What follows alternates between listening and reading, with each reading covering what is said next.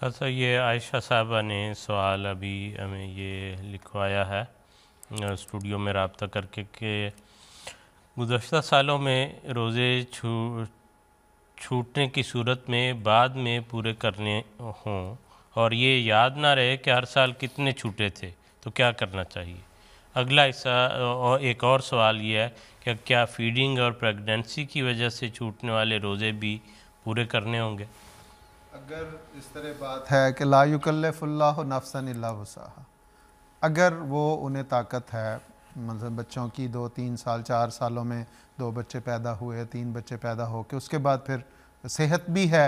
और मौका भी है, तो जितने रोज़े वो रख सकती हैं वो रख लें, और अगर नहीं रख सकती तो फ़िदिया जो उन्होंने दे दिया वही उनके लिए किफ़ायत करेगा। जी ठीक है खान साहब।